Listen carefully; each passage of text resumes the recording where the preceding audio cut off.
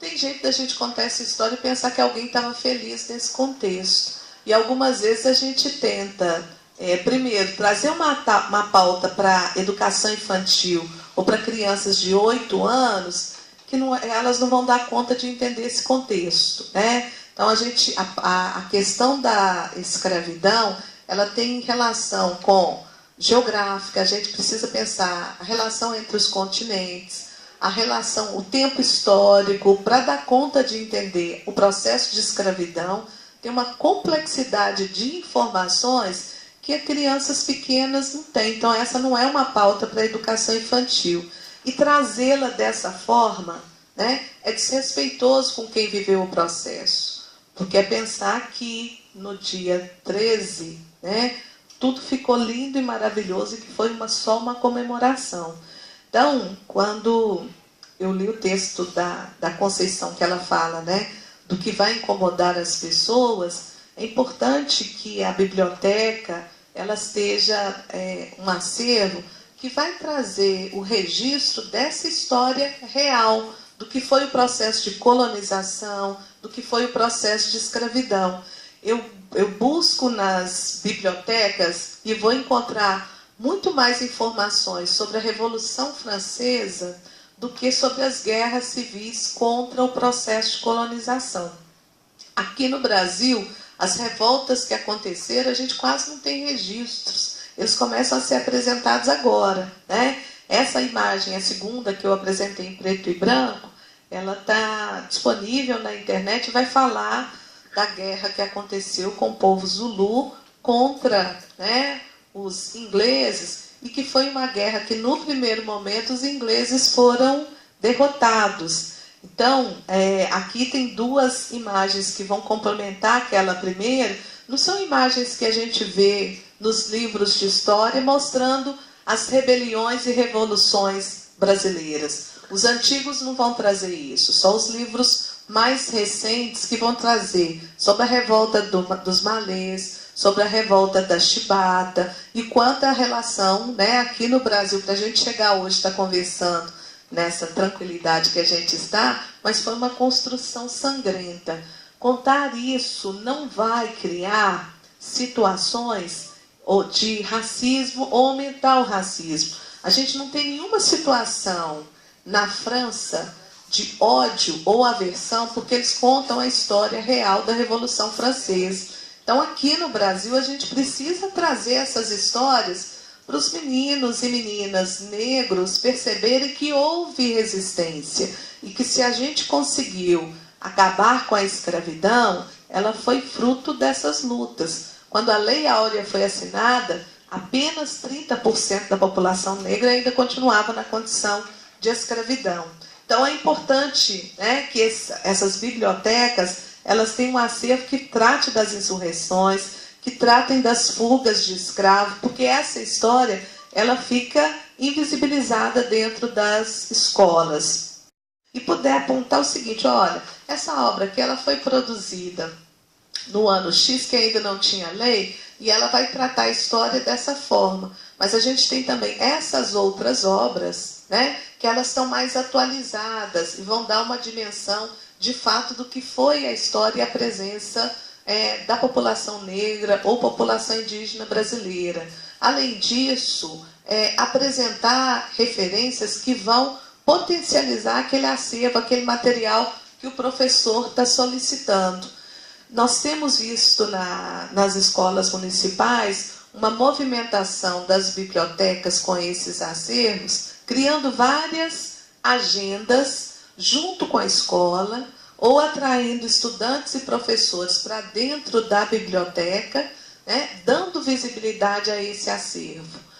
O programa de bibliotecas traz essa orientação, que esse é um tipo de material e de obra que ele precisa ser apresentado, ele precisa ser estimulado para que as crianças tenham a curiosidade. Se ele for encaixado numa prateleira, ele vira mais uma obra, mais do mesmo.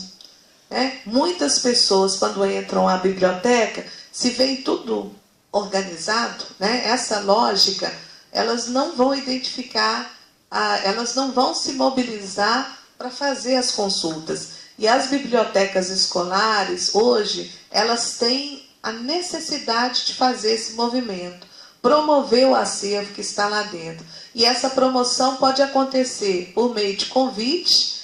A autora, a Elaine, estava contando um pouquinho, depois se tiver gente, ela pode falar da ação, né, da Escola Anne Frank, que tem um trabalho bacana com esse acervo da literatura afro-brasileira e outros. Então, às vezes acontece o convite aos escritores para falar sobre essa produção. Tem agendas que as escolas fazem, que elas vão envolver todo mundo no processo de leitura de algum acervo. Eu falava hoje sobre uma agenda que se chamou Stop Parada Literária, era uma escola que estava recebendo o pessoal da Transitolândia. Então, ela criou uma agenda dentro da escola que todo mundo tinha que parar num determinado horário, dava um sinal, e todo o grupo da escola fazia a leitura de um livro que o professor tinha levado no mesmo horário. Se houvesse algum convidado na escola, né, ou alguém que foi resolver algum problema administrativo, pegar alguma transferência, essa pessoa também era convidada naquele momento a fazer a leitura e conhecer que acervo é aquele. As bibliotecas têm feito também um processo interessante quando tem festivais culturais, agendas com as famílias, onde elas criam espaços de leitura ou de apresentação do acervo que elas têm, né? O nosso sonho é que as bibliotecas escolares se transformem em bibliotecas comunitárias.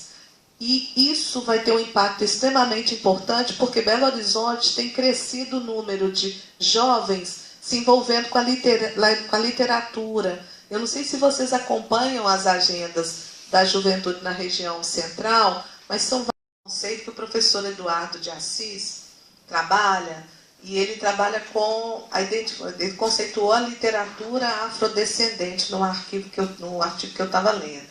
Ele fala que a literatura afrodescendente é uma conjunção de autoria, temática, ponto de vista e linguagem. Todos eles fundados no ser e no existir do negro. Visa atingir um quinto elemento, essa construção cultural, que é a formação de um público receptor afrodescendente. Por que esse conceito é importante? Quando a secretaria começa a comprar livros, a primeira ideia que se tem é que as bibliotecas precisam ter livros com personagens negros, né? Esse é um ponto de partida, mas não é um ponto de chegada. Porque a pergunta que veio a seguir é: quais personagens? Qual que é o critério para definir quais obras vão se encaixar no que é a proposta, essa proposta de mudança, orientação de mudança curricular? Quando eu trabalho Monteiro Lobato, eu estou atendendo a Lei 10.639. Quando eu trabalho a Laí de Lisboa, eu estou atendendo a Lei 10.639, porque essa literatura é a que está disponível dentro das escolas. E aí a discussão que foi feita ao pensar do acervo, do kit de literatura, é que essas obras elas tinham que comportar e atuar em várias frentes. A primeira, se for no caso da literatura, porque o kit tem livros didáticos e paradidáticos também. Mas do ponto de vista da obra literária, ela precisaria assegurar que alguns desses acervos tivessem autores africanos e afro-brasileiros. Além disso, precisava assegurar que esses autores africanos e afro-brasileiros, eles tivessem um texto, né, onde eles de alguma forma apresentasse a sua história e a partir daí se identificasse a sua cultura. Muita gente, e depois a gente vai ver um outro texto que a pessoa vai usar a expressão militante. Tem gente que acha que autores que vão trazer na sua voz, no seu texto, o seu pertencimento, é um autor militante. E normalmente quando as pessoas falam isso, é porque muito provavelmente elas não fizeram uma leitura detalhada das obras que vão trazer a cultura europeia. Porque se for essa lógica, toda obra literária ela vai ser uma obra militante. porque aquele escritor vai trazer os elementos da sua cultura para apresentar. É diferente de você pensar se um livro é literário ou não. Aí a gente pode discutir. Tem autores, negros ou brancos, que não produzem literatura, né? Mas a discussão da autoria ela é importante para a gente apresentar para as crianças que a população negra produz conhecimento. O mesmo recorte se dá com a questão indígena. É importante que a criança perceba que a população indígena traz conhecimento. Então, quando a gente faz a seleção dos livros, o nosso primeiro critério para a composição do kit, o primeiro processo, quando são obras literárias, é selecionar o que é literário do que não é, e no segundo momento, né, fazer esse recorte. Nós precisamos de autores negros, autores brancos que produzam sobre a cultura e a história negra, com qualidade também, e autores que vão produzir história e cultura indígena ou com outras, em relação a outras etnias. E aqui, para ver a diferença disso, na época que o kit foi,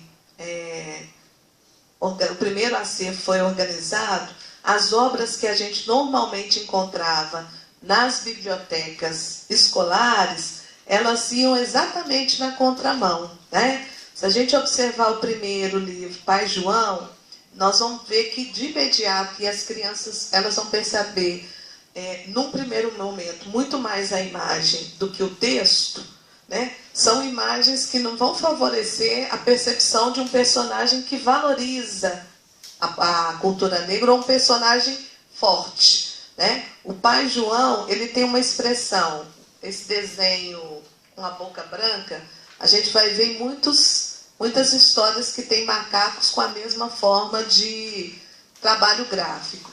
Além disso, ele tem um olhar que não é um olhar de uma pessoa que não é, ela está meio dispersa, né? E se observarmos, quem está mais centrado na primeira imagem do livro é o burrinho que está lá, o jumento que está do lado dele, que está com um olhar mais fixo do que o personagem humano que também está na capa. A segunda história, que vai trabalhar com Gangazumba, né? Qual que é a crítica que a gente faz? A palavra negrinho, ela diminui o heroísmo dessa pessoa. Ele foi um grande líder. E aí, ao identificar, se coloca o negrinho, né? Isso equivale, se a gente pensar a história do Brasil, da gente falar, por exemplo, uma referência histórica do Brasil, vou colocar aí Pedro Álvares Cabral, embora ele não seja uma boa referência, mas se a gente colocasse o branquinho Pedro Álvares Cabral, vocês percebem como que o diminutivo tira o significado, a simbologia dessa pessoa na história do país? Então a lógica é essa, a gente tem buscado trazer obras, né, analisar as obras e vendo qual que é o potencial delas para apresentar às crianças e adolescentes referências positivas e que de imediato se identifiquem como valorosas para a sociedade. Mas eu sou bibliotecário do CP desde 91, mas que eu passei no concurso para bibliotecário em 89, e assumi em 90 e 91 departamento de física, e a partir de 91 eu fui lotado no centro pedagógico infantil, negros e brancas, a ouvirem histórias com personagens negros, tá? Em situações sociais afirmativas, em papéis na trama de destaque. Eles tinham que ter um destaque na trama. Então, muita coisa a Mara já falou, já adiantou, já fez aí um histórico, né, desses personagens na literatura, e ela aponta ali muitas questões que eu gostaria que vocês levassem para reflexão como futuros bibliotecários, né? Eu não sei hoje, mas na minha época, em 1985, que eu me formei aqui na Escola de Biblioteconomia, ainda não era ECI, a escola não tinha no seu currículo nenhuma matéria de biblioteca escolar. Tá? Hoje eu sei que tem, não sei quantas, não sei quanto tempo, qual a carga horária, nem qual o programa da disciplina. Então eu vou falar desse lugar, desse bibliotecário que formou em 85 e em 91 assume uma biblioteca escolar com pouca formação e experiência para aquela tarefa. E eu tive que ir me capacitando em serviço para essa função. E uma coisa, anterior à Lei 10.639, que ela é de 2003, eu já tinha uma preferência pelas histórias com personagens negros. E como contadora de história, eu fazia lá a Hora do Conto, eu sempre incluía nas histórias uma que tivesse personagens negros. Em 2000, eu comecei a contar essa história da menina bonita do laço de fita, apresentando essas histórias para as crianças. Então, eu tive muitas experiências com essas histórias. Quando eu fiz a minha dissertação, antes da defesa, eu usei o termo bizarra. Eu tive muitas experiências bizarras. E fui chamada a atenção da banca, da academia, pela palavra bizarra. Então, eu substituí a palavra por diferentes situações com essa palavra. E o que eu trago para vocês é a necessidade de capacitação para ser um bibliotecário escolar. E para a formação de acervos, a seleção ela é uma tarefa que ela requer muitas habilidades. A Mara trouxe aqui muitas questões nos chamando a atenção sobre a questão da temática da diversidade. Até ali, embora eu gostasse, tivesse uma preferência pelas histórias, eu não tinha nenhum olhar tão apurado para essas histórias, né? E ia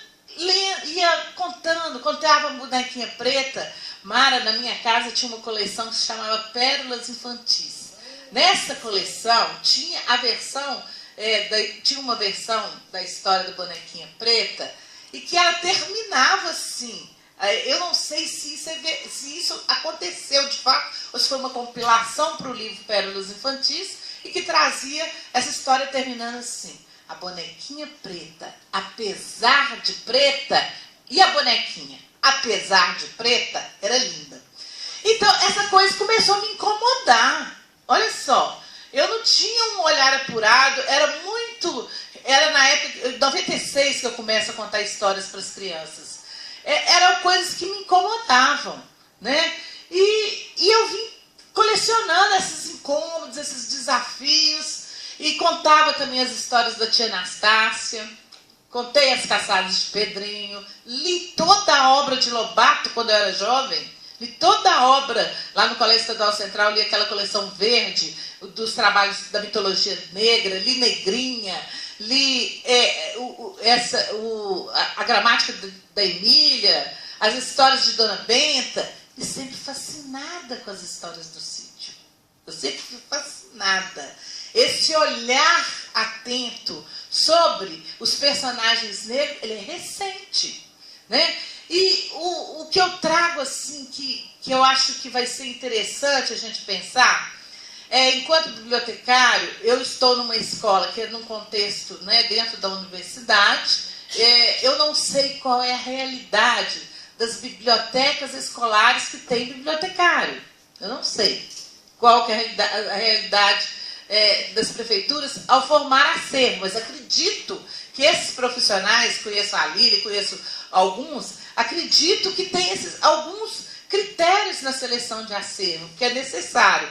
Mas digo a vocês, o desafio de quem está lá dentro da biblioteca, ele é muito grande. Não adianta você virar para os professores e falar, olha, essa obra de Lobato, ela apresenta muitos trechos racistas, a referência da tia Anastácia, eles vão combater conosco, né? Então, nós precisamos estar capacitados, inteirados das discussões, né? Quando a Mara fala dessa literatura, da forma que a gente deve apresentar para o nosso usuário a informação, para apresentar eu preciso conhecer. Preciso conhecer. Então, um bibliotecário precisa ler. E há anos, desde que eu trabalho na biblioteca, eu recebo estagiários de biblioteconomia, né? Então, eu sei como que as coisas são, gente. Eu tenho filho que acabou de formar na universidade. Eu sei o tanto que os jovens estão lendo. Se a gente não lê, a gente não escreve. Não tem jeito de fazer mestrado sem ler. Eu fui uma leitora voraz.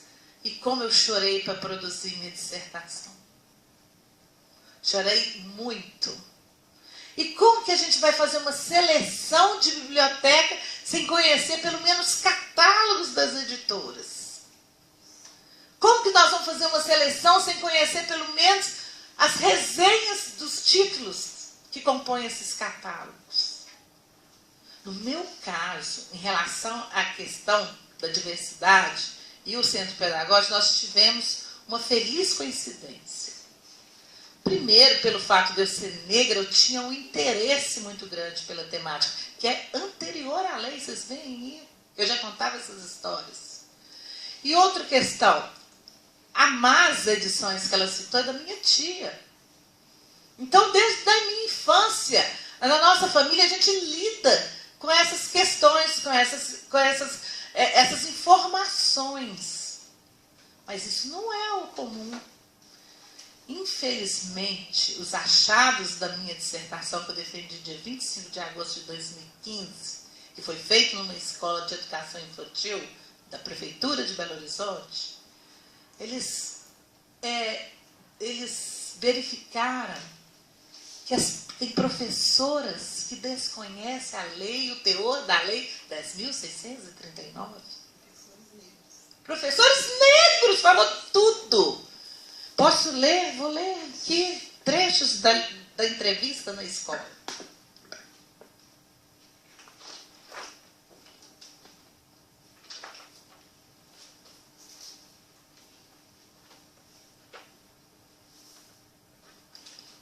Essa hora é a hora mais difícil, né? De a gente conseguir.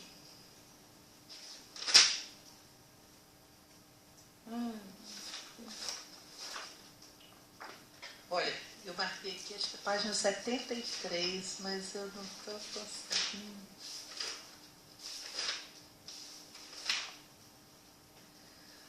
A professora fala para mim, eu pergunto direto, professora, você conhece a lei 10.639? Não, de que ela trata? Eu falo da obrigatoriedade do ensino da educação étnico-racial nas escolas, da apresentação para os alunos da história da África, do povo negro. Não, eu desconheço a lei. Então, a realidade ela é diferente do que a gente gostaria que ela estivesse. Eu fiquei muito surpresa com o que eu encontrei com os meus achados da pesquisa. Crianças negras ainda se ressentem de ser negras, de ter a pele negra. Né? Uma das histórias que eu contei, né, que foi a menina bonita do laço de fita, e a autora Ana Maria Machado, ela vai apresentando aquela personagem desde a introdução, né? Era uma vez uma menina linda, linda. Os olhos da menina eram negros, feito duas azeitonas pretas, daquelas bem brilhantes. A pele da menina era negra e lustrosa, feito pelo da pantera negra quando pula na chuva. A mãe da menina gostava de fazer trancinhas em seu cabelo e enfeitar com laço de fita colorida. Ela ficava parecendo uma princesa saída das terras da África, uma fada do reino do luar. E aí, do lado da casa da menina, morava um coelho branco, né? Eu não estou contando a história, não, estou só contando uns pedaços. De focinho vermelho, sempre tremelicando, e aquele coelho branco achava a menina a coisa mais linda que ele já tinha visto.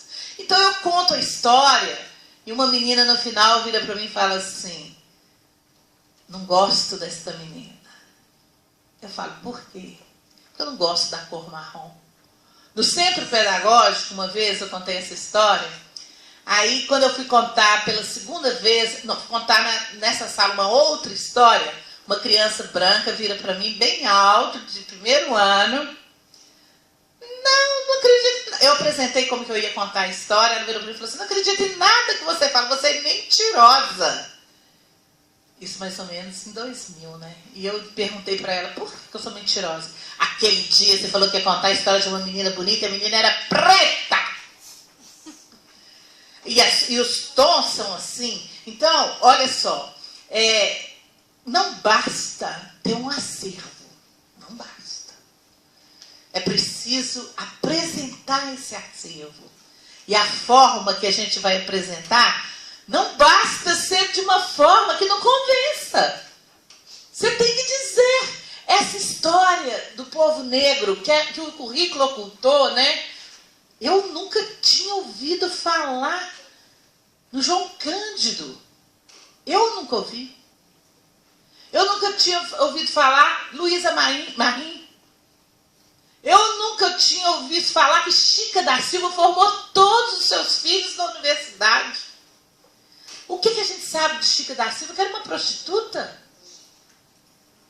Então, é preciso, para a gente saber dessas coisas, né? Ela apresentou ali o poema do Manuel Bandeira, Irene Boa, Irene, você não precisa pedir licença, nós temos que conhecer. E um bibliotecário precisa de conhecer. Outro dia, uma turma da Julinha foi ao Centro Pedagógico me perguntou, que eu fui dar uma aula sobre fontes. E as fontes informais? Nós temos que ser essas fontes também. O nosso aluno confia na nossa palavra. Os meninos chegam no Centro Pedagógico, hoje lendo muito menos, tá? Já houve épocas que liam muito mais. Hoje o desinteresse pela leitura é muito grande. Porque todo mundo está lendo é Facebook, né? É isso que todo mundo está lendo, é o WhatsApp. Né? Nós estamos lendo, eu tenho filhos, estou falando, porque eu estou vendo, estou sabendo. Tenho sobrinhos. Eu não estou falando dos outros, não, estou falando da minha casa. Estou falando dos meus alunos. Porque nós estamos lendo no telefone, WhatsApp, Facebook, né? Então, daqui uns dias ninguém vai dar notícia de quem é Manuel Bandeira. Daqui um tempo, se continuarmos do jeito que estamos indo, muita coisa vai se perder, muita coisa interessante. Então, essa história de formação do acervo, ela precisa, essa capacitação dos professores, dos bibliotecários, ela precisa ser feita. E se a gente não terminou, saiu da escola, e nós ainda não estamos prontos, precisamos nos capacitar, precisamos buscar. Hoje o professor Cury falava lá na PUC assim, falava para alunos de pedagogia, né? E o tema lá era diversidade, inclusão, estou faltando um que eu esqueci. E ele foi falar sobre essa exclusão, sobre a exclusão. E uma aluna perguntou, professor, o auditório vai se esvaziando, os alunos da pedagogia vêm, sabem que a lista vai ser passada no final, essas questões são importantíssimas, discutir determinadas questões são trabalhosas, demandam tempo, demandam interesse, e como que vai ficar isso depois que a gente formar? Ele pegou e disse, a universidade ela está pronta para oferecer. Ela vem dar o verniz, mas a sensibilidade para a compreensão dessas informações, cada um é que vai ter que buscar. Né? E o bibliotecário escolar, pelo menos na minha época, né, que não tive formação, ela foi adquirida com muito esforço. Eu não entendia o que a escola me dizia. Eu sabia a técnica muito bem, sabia catalogar, sabia classificar. Minhas notas no histórico escolar muito boas. Nunca fiz um exame especial. Estatística, nota ótima. Elaboração de trabalho científico perfeito. Mas cheguei no centro pedagógico, passei no concurso. O acervo estava indo, estava do jeito que a biblioteca universitária pedia. E quando tinha reunião de colegiado, a reclamação, essa biblioteca não mostra que veio. Não entendi nada. Esse povo está pensando o quê? Eu trabalho 8 horas nessa biblioteca. Eu faço tudo. O que é mostrar a que veio?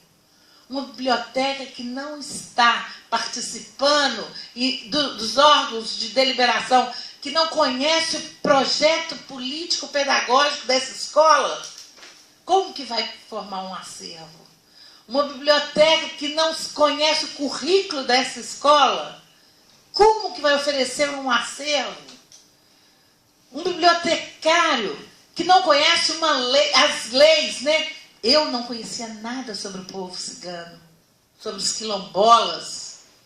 Isso tudo a gente vem adquirindo com o tempo, né? A secretaria está lá, faz um trabalho que eu conheço, um trabalho incessante, tem profissionais gabaritadíssimos, mas nós que estamos dentro da escola, nós que estamos frente a frente com o nosso usuário, se a gente não souber que informação que nós vamos entregar, fica dissonante. Bom, nós vamos continuar tendo professores que desconhecem a Lei 10.639 e muito mais coisa. E a questão do racismo, agora, assim, só para falar um pouquinho da pesquisa, né? Eu aprendi muito com essa pesquisa. E uma das coisas que mais me chamou a atenção foi o silêncio da escola frente ao racismo. Tanto na literatura quanto no campo. A escola continua silenciosa frente ao racismo. Hoje, nós estamos muito atentos ao bullying, né? Então, as pessoas estão muito ligadas, que não podem chamar os negros de macaco. Isso acontece, mas elas estão ligadas. Né? Elas estão ligadas que não pode chamar cabelo duro, cabelo ruim, negro preto fedorento. Isso aí está muito ligado. Mas ninguém está discutindo o preconceito. Aquele preconceito silente. Há pouco tempo, numa escola em Santo André, a Lorena, uma menina, vocês devem ter visto nas redes sociais, de 11 anos, ela colocou para a mãe dela escutar o que os colegas falavam com ela na sala de aula. A mãe é branca, o pai é negro, eles são classe média alta, e Lorene enfrentando todo dia aqueles insultos, aqueles xingamentos dos colegas. É nega preta, é testa de amolar machado, cabelo duro, cabelo ruim. E Lorena sofrendo até um dia que ela resolveu colocar o sonho e a mãe dela escutar. A mãe dela foi chorando na escola na mesma hora. Levou a gravação para o professor escutar lá do WhatsApp, lá em São Paulo, em Santo André. Quem saiu da escola? Lorena ou os 3 alunos brancos que estavam molestando a criança? A Lorena. A Lorena que saiu da escola. Então, a escola, se ela não parar para discutir as questões de seu cotidiano escolar, o preconceito não termina, não.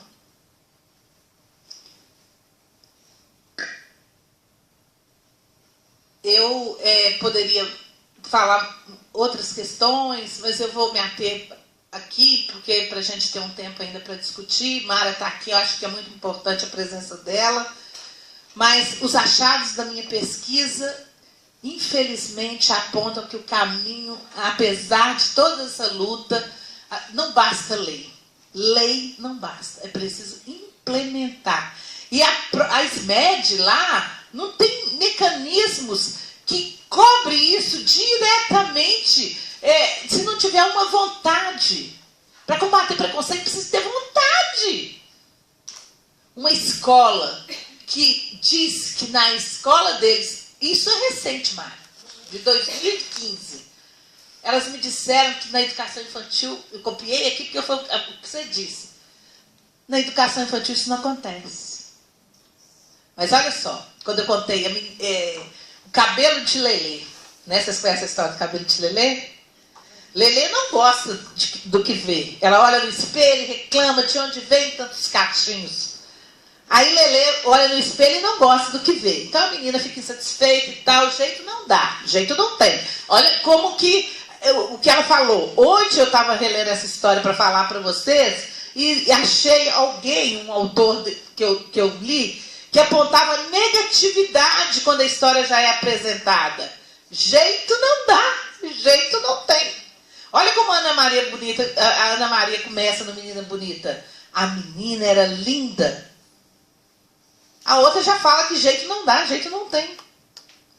Mas é um livro muito interessante. Dá para fazer um trabalho muito bom com esse cabelo de Lelê. É muito bom. Aí eu pedi aos meninos, às crianças de 4 anos, que fossem no espelho que tinha na sala e me dissessem se gostam do que vê. Pergunta se as crianças negras iam no espelho. Alguns meninos iam, as meninas não. Hoje, lá na PUC, tinha um quilombola, um representante quilombola, e ele falando o seguinte, que ele usa o cabelo dele raspado, mas que ele tinha muita vergonha de usar ele Black Power. Um homem, que a gente pensa que o preconceito dos meninos, ele é menor. Como eu sou mulher e vivi o preconceito de menina, eu penso que os meninos têm menos que a gente. Porque a gente é cabelo de brombril, eu era frango de fazer macumba. Então essas questões, às vezes, é muito difícil de falar. Não é fácil falar dessas questões. Teve um tempo no centro pedagógico que eles falavam assim para mim, os professores, alguns professores, não todos, mas alguns falavam assim, na minha sala tem muito problema, estou tendo um problema lá com racismo, eu vou mandar para você. Vai mandar a aluna que está sofrendo o preconceito para mim que sou negra. Ele não tem nada a ver com a história e nem tem que trabalhar a questão na sala de aula. Então, a questão, para mim, a questão da escolha dos livros, ela passa também pela questão do currículo. Ela passa também pela questão do currículo. Obrigada.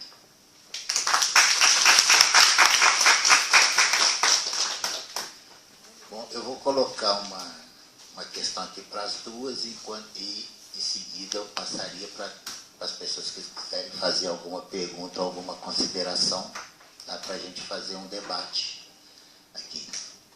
Antes disso, eu queria perguntar rapidamente, quem aqui já discriminou alguém? Provavelmente.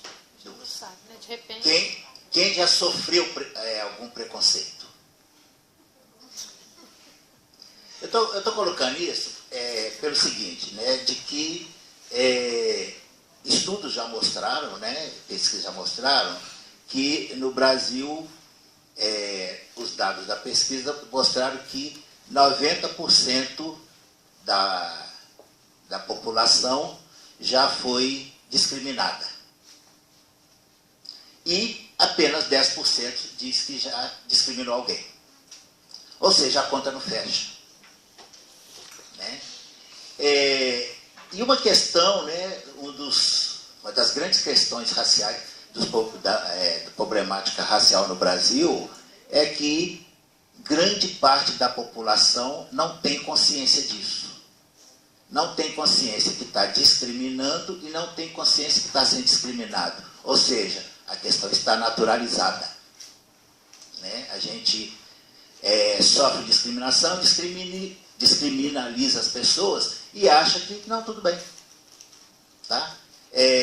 Tudo bem uma mulher ser chamada de gorda e feia, tudo bem eu ser chamado de preto fedorento, tá? Faz parte. Né? É brincadeira, não, ele só estava brincando comigo. Né? E eu estou colocando isso exatamente para a questão que eu quero colocar para as duas e inclusive para vocês também, né? Que no Brasil há uma tendência de que uma coisa que a gente sempre fala, algumas leis pegam, outras não pegam. Tá? Por exemplo, a Lei Maria da Penha, apesar de martelando, continua o feminicídio. Né? Mulher sendo agredida. Ou seja, tem a lei, tá? Mas não, ela não pega porque aqueles que deveriam fazer ela ser cumprida com força, né? Punir quem não respeita, não agem tão vigorosamente e a gente também não vai se educando no dia a dia.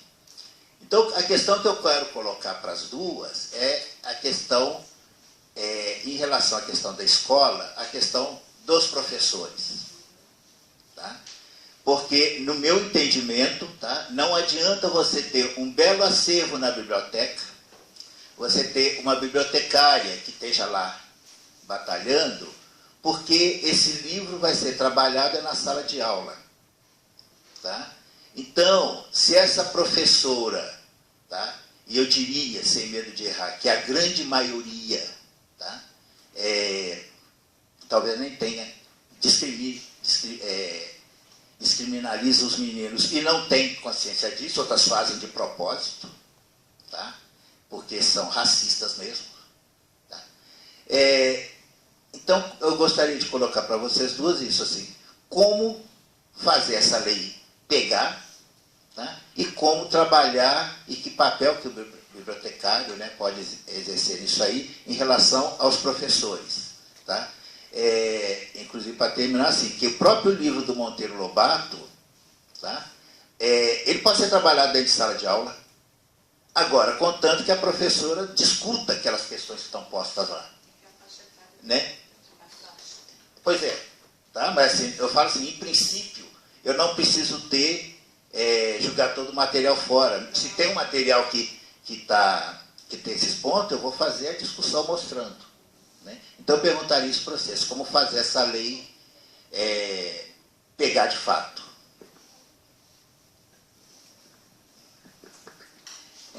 Eu acho que eu já falei um pouco disso, mas a escolha ela é fundamental. A seleção, né, o cuidado com essa seleção. Tirar Lobato das bibliotecas, eu acho que é impossível, e nem sei se esse é o caso, né, tirar a literatura de Lobato das bibliotecas. A faixa etária é que tem que dar conta de compreender todo o discurso racista que está ali. O que eu queria mesmo no início do percurso do meu trabalho era ver se as crianças percebiam. Mas para as crianças perceberem aquilo que Mara falou, por exemplo, eu tenho certeza que os filhos dela, ou sobrinhos, dependendo da bagagem que a gente traz de casa, a gente vai conseguir perceber algumas coisas nesses livros, nesse texto. Mas dependendo não, vai ter que ser mostrado. Eu contava outro dia, não está na minha dissertação não, mas quando o Brasil fez 500 anos, eu fui acompanhar os alunos do Centro Pedagógico do 6º ano na exposição do Brasil 500 anos. E na parada, na volta, um aluno comprou uma Nossa Senhora Aparecida. Aí eu estava sentada justamente no braço da cadeira de 2 alunos ali conversando.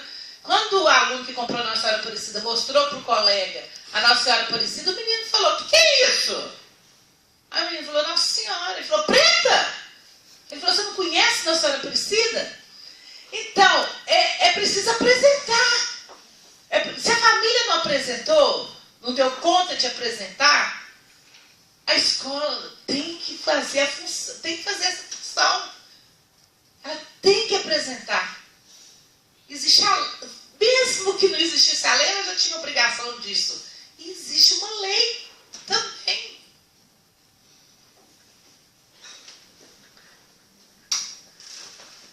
Bom, tem várias questões aqui que eu pensei, vou ponderar aqui rapidinho, mas acho que o primeiro passo é a gente pensar o seguinte: a lei tem 13 anos de existência. Nossa rede municipal tem 90% dos professores com o ensino superior completo, pós-graduação, doutorado, mas é da academia para cima. Então, acho que uma questão que ela é urgente é a formação de professores.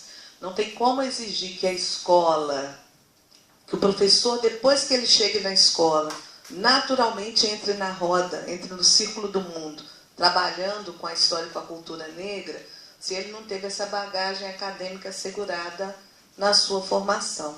Porque por mais que se crie esses processos dentro da agenda da formação, na jornada de trabalho, isso não é suficiente.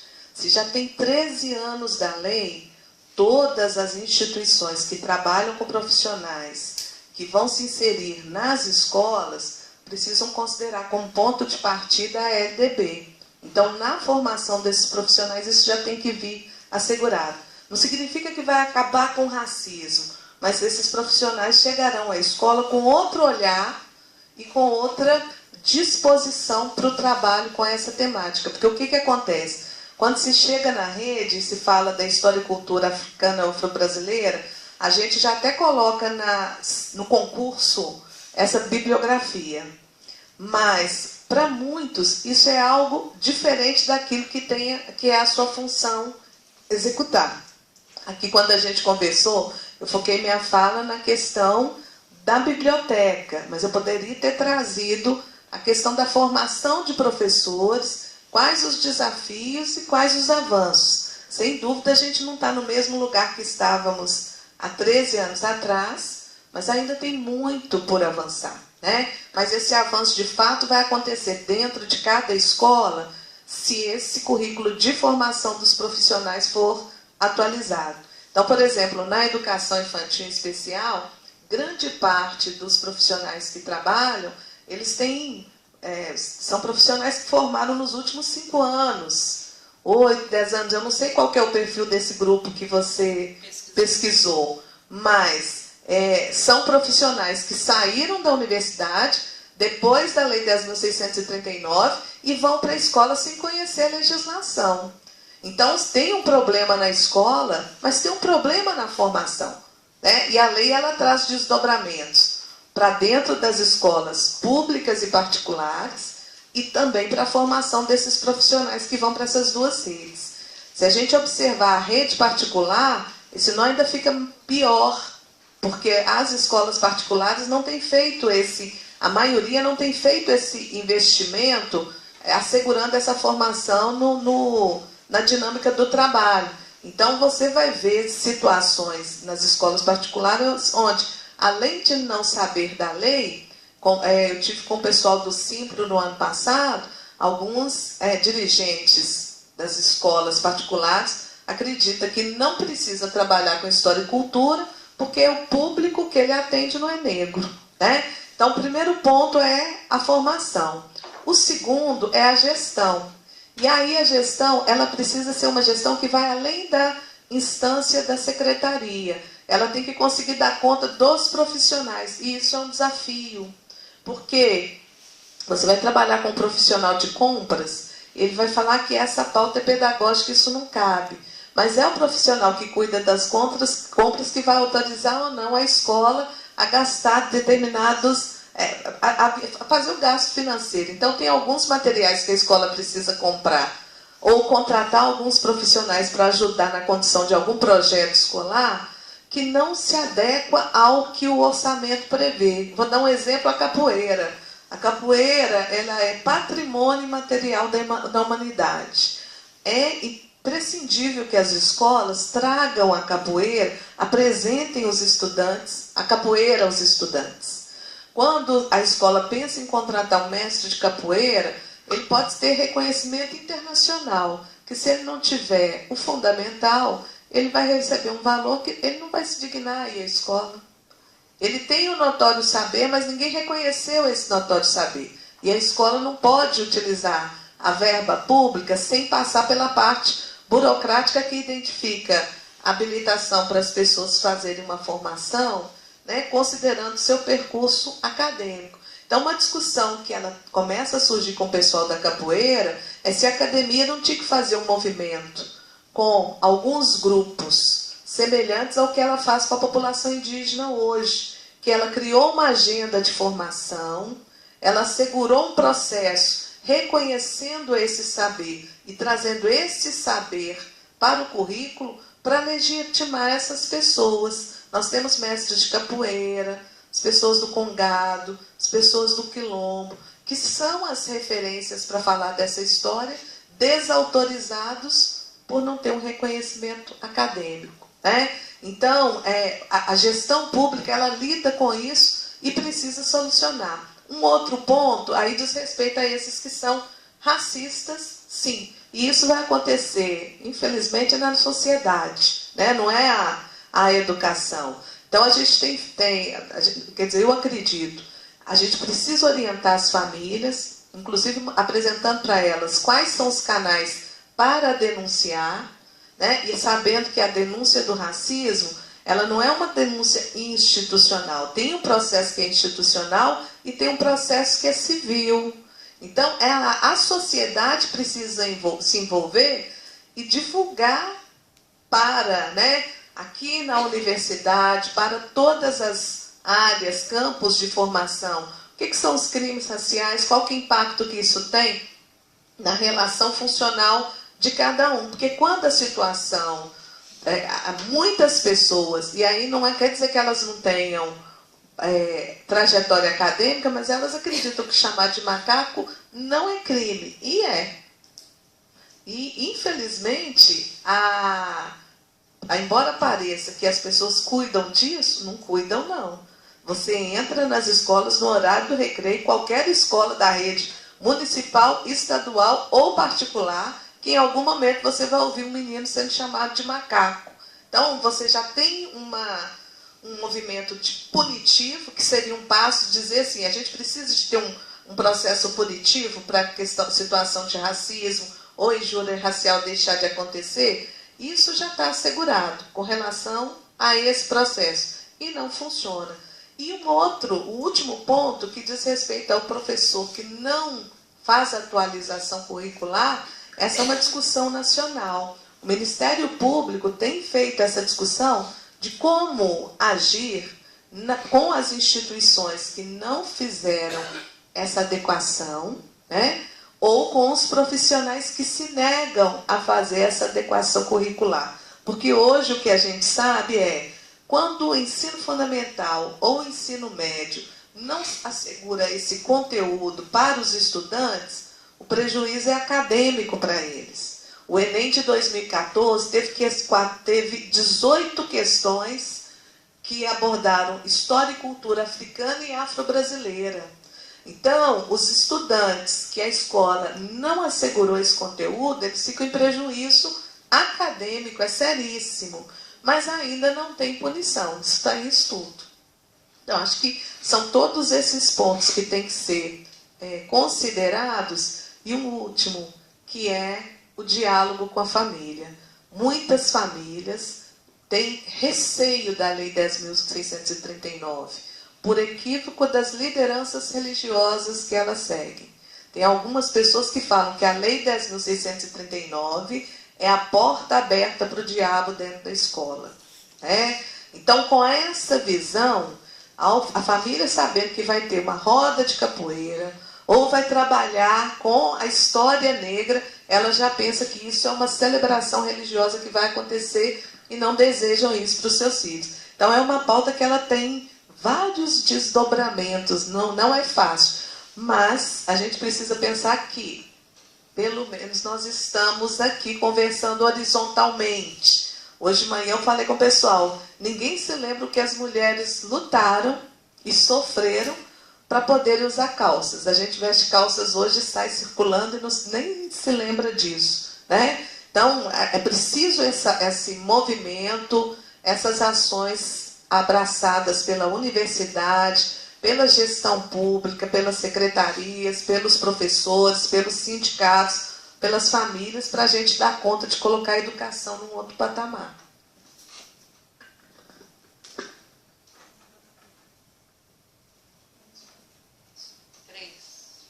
Na verdade, eu queria só fazer um comentário quando você perguntou sobre a questão.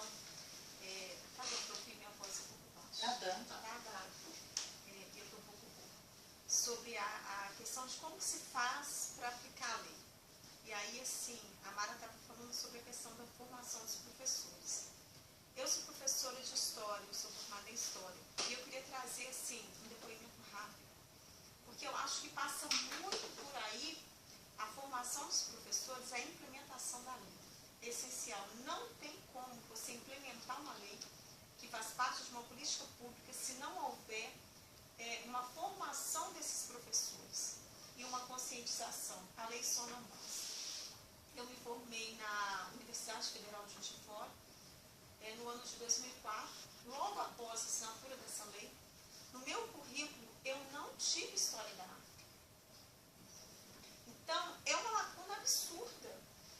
Tem o quê? 12 anos que eu me formei e nós não tínhamos. Eu sei que a UFMG aqui, professores já tinham, né, história da África, pelo que eu vi. Antes mesmo da promulgação da lei, isso já era abordado lá em Londrina. Então, assim, foi uma coisa que sempre me interessou, um tema. Eu vindo para BH, eu fiz uma especialização em História Cultural Afro, e aí o que eu percebo, infelizmente, no nosso meio é ainda um desconhecimento da lei, da temática. Quando se conhece a forma de se abordar, é ainda muito... tem muitos problemas, porque associando o negro à escravidão, e o objetivo da lei é justamente buscar uma identidade que seja positiva e que valorize a cultura para você se identificar enquanto negro. E uma das questões que sempre vem à tona na discussão com os meninos e até com os colegas mas o próprio negro não se aceita. Como se aceitar se negro sempre foi associado a tudo que é ruim, que é mal, que é feio, que é sujo? Então, assim, na minha trajetória, no meu trabalho, eu já participei de vários projetos em várias escolas. A minha especialização foi, inclusive, o estudo de um caso de uma escola sobre a aplicabilidade da lei. Nós estamos desenvolvendo um projeto. E, assim, eu fiquei chocada com o nível de desconhecimento de professores querendo. Nós fizemos avaliações e tudo, elaborou uma provinha sobre o que nós estamos abordando, e na prova colocava a África como país. Então, assim, o problema que a gente tem hoje de formação é muito grande, porque às vezes a gente pensa assim, a gente que está envolvido, que está nesse meio, pensa que é uma coisa que está muito clara para a gente, que está clara para todo mundo, mas às vezes é uma coisa assim que não se tem noção. E, infelizmente, há uma resistência muito grande. Né? Eu percebi isso com os meus colegas, essa temática. Parece aquela coisa de militância, não entendido com política pública, não entendido que mais de 50% da nossa população é formada por negros, que número de negros nós só perdemos para a Nigéria. As pessoas não têm noção desse fato. A minha escola tentou agora, foi participar, tentar o selo de promoção da igualdade racial da ABIC. Quando essa temática foi levada para a coordenação na sala dos professores, o clima, assim, era de total apatia. Eu me manifestei falando da importância dos projetos e tudo. Uma outra colega, com a mesma formação que eu, se posicionou radicalmente contra, porque disse que isso só geraria mais trabalho para nós, que nós não temos recursos, nós não temos apoio, infinitas coisas. Então, assim, isso passa, enquanto não houver essa formação de professores, aí eu acho que vai, além de formação, acho que o Rubem Alves fala um pouco sobre isso. Enquanto não se internalizar, não houver uma empatia em relação mesmo, tem uma coisa que eu vi uma vez que eu considero muito interessante. Só vai se sensibilizar com a causa de crianças que lutam contra o câncer, alguém que perdeu uma criança pelo câncer. Infelizmente. Eu fico vendo na minha própria experiência pessoal, eu tenho 2 filhos, o pai deles é negro, e eu ouço, assim, diariamente alguns comentários, você que é a mãe, esse tipo de coisa, que já levou aquilo. E até de colegas, tem a questão do significado do cabelo, né, da aparência, que é muito forte. A minha filha, Maria Clara, está com 3 anos, tem aquele cabelão black power. Eu tenho um menino de 9 meses. Por enquanto, ele está com cabelo liso. O que eu mais ouvi foi: como que pode? Menino que não precisa ter cabelo ruim. Aí as pessoas não se dão Já conta a do racismo que tem tá ali. cabelo ruim. E eu uso isso, inclusive, de colegas de trabalho. Eu tenho que ouvir isso. Então, assim, é complicadíssimo. Né? Cadê a formação? Cadê o envolvimento? A política pública? A gente está, assim, permitindo que continue invisível. Isso tem que ser trago à tona. Tem uma frase do escritor nigeriano, Chinua Achebe, que eu adoro, que é aquela que fala assim: também o leão deverá ter quem conte a sua história. Não sou vítima dessa.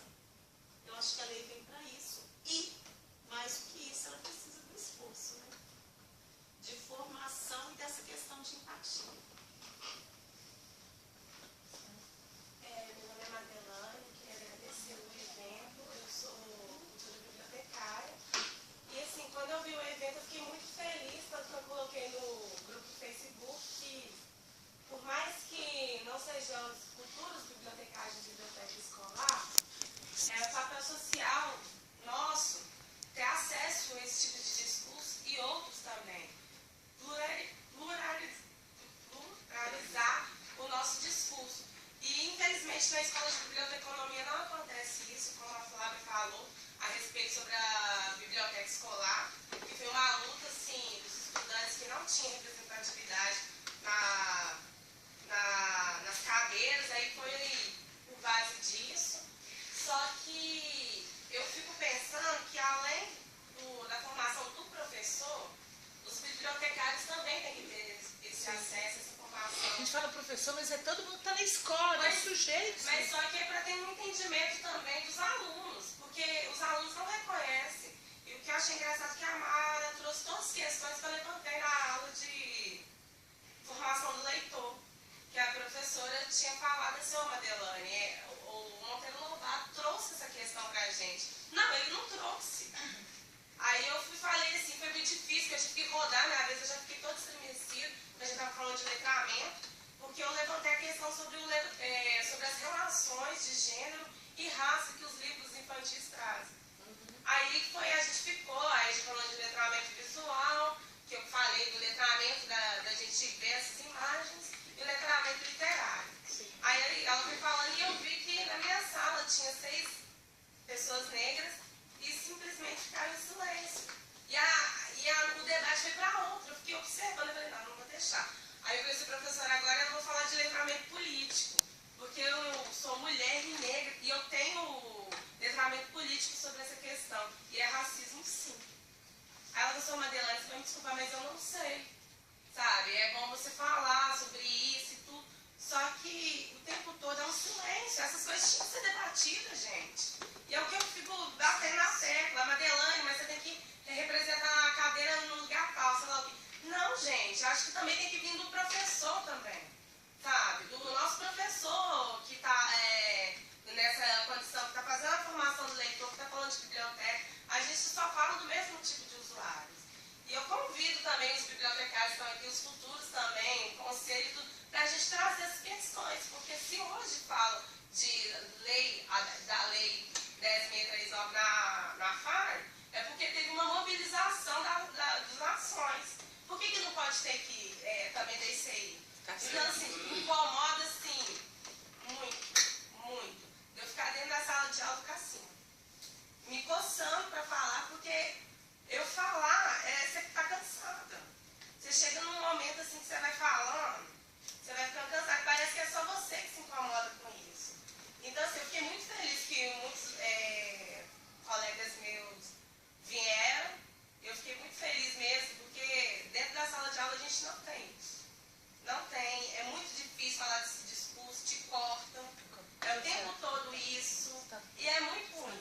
Então, assim, a gente também pensar que esse acervo, eu fico imaginando assim, se o profissional, o bibliotecário, está preparado para assumir esse papel social, igual você falou assim, que quando você começou a trabalhar na escola, você estava fazendo seu trabalho. O que a biblioteca veio para quê? A gente durante o nosso curso, depois de tanto tempo que você foi formado, não tem isso. Eu, assim, se eu tive que qualquer coisa que meu currículo acadêmico, assim, meu RSG é horrível, mas é porque eu matava a aula para estar em grupos sociais, manifestações e tudo. Então, eu tive acesso fora da escola, esse discurso. Então, eu tive que acabar com a minha vida acadêmica para poder ter um discurso que é meu, que foi silenciado toda a minha vida. Então, assim, eu também queria perguntar por que a gente, esse seminário foi feito no auditório da Fafiche e não da ICI. Eu queria só saber também. Tá. Tem mais Vocês não uma? acham melhor todas as perguntas, Diego? Que é isso? Tem Bloco. Alguém levantou? Ali. Eu. Depois dela, Eu sou Magna, eu não sou bibliotecária, eu sou comunicóloga e sou contadora de história. E tem um projeto na Pró-Reitoria de Extensão que chama África nas Pegadas